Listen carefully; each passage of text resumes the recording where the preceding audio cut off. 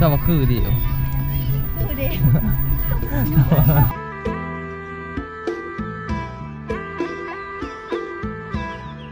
โอ้สโนดเจสโนดนี่แหละลงมาใส่บาทดิบนี้กัน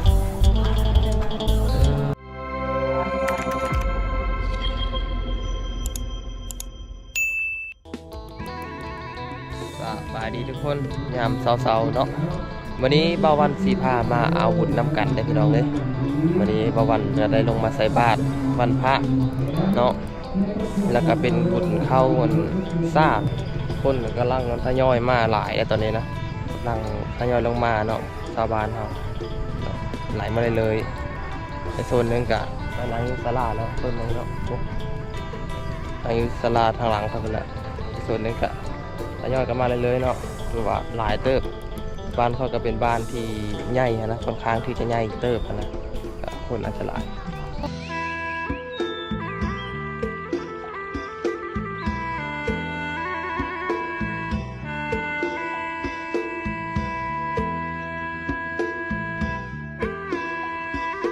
ไปเหรอ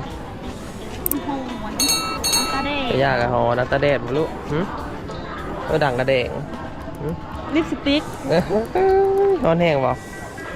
เปิ้นมาแล้วเปิ้นก็เอาสโนดเจสโนดนี่แหละ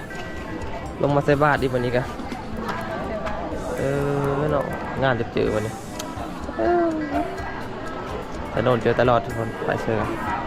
เอาคนอยู่บ้านตลอดเจอตลอดเลยนั่นบ่เอาสโนดค่อนข้างที่จะเดดเลยตอนนี้นะทานางทาเสื้อบาทเนี่ยน่าจะออกไฟก่อนตอนนี้เดี๋ยววาล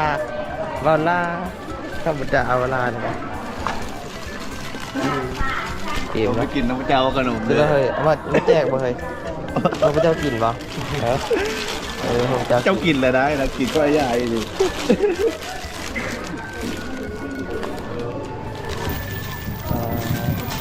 คนหลายอยู่ตอนนี้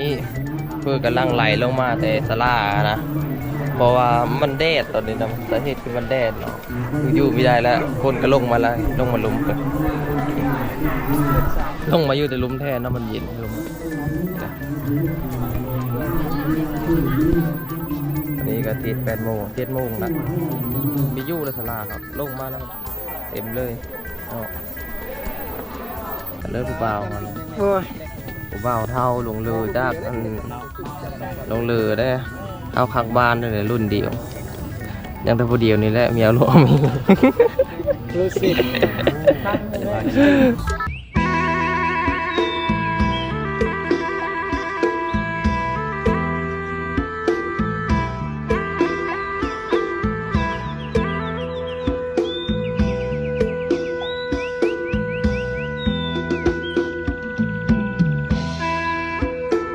ตอนนี้กำลังเกมเสื้อบาทนะก่อนหรือว่าของทานเขาอยู่บ้านคอยนะสีเธอผู้ชายเสื้อก่อนได้ผู้หญิงนี่สีได้เสื้อดำหลังเนาะเขาสีมีปนเดียวนะผู้ชายเสื้อเบิร์แล้วก็จากเธอผู้หญิงเข้ามาดำหลังเนาะผู้หญิงปนน้อยนึงนอกจากคนที่แบบเขามีงานหลายนะเขาสีมาแบบเข้ามาเสื้อน้ำนะเอาฟ้าไปเนาะมื้อนี้กะเป็นวันวิสาขบูชาชาวบ้านชาวซองเฮาก็พากันลงวัดลงว่ามาเฮ็ดบุญเฮ็ดทานสร้างบุญสร้างกุศลให้แก่ตนเองคนก็มาหลายเนาะเพราะว่ามาตั้งบ้านตั้งเมืองตั้งแข่งก็มีเนาะบางคนไปเวะอยู่บ้านอยู่ไกลก็กลับมาบ้านเฮามาให้ปลูกเฮ็ดบุญในวันวิสาขบูชานี่เนาะ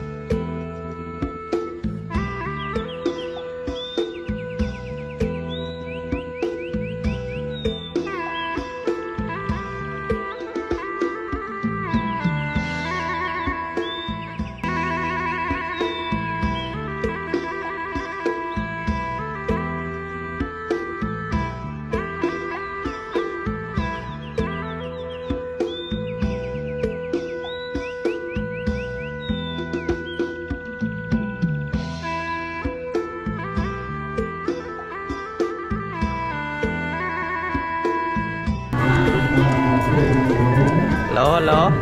เห็นพี่น้องเริ่มมันยิ้มเลยเนี่ย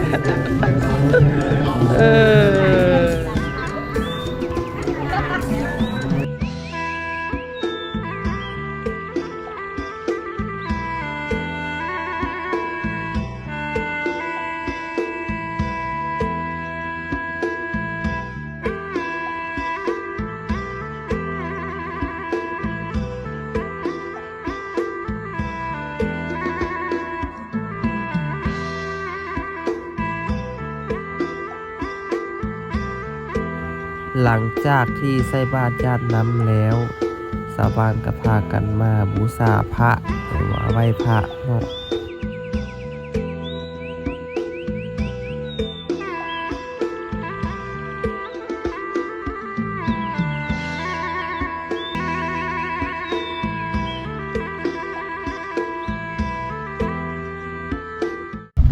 เจ้าว่าคือดิ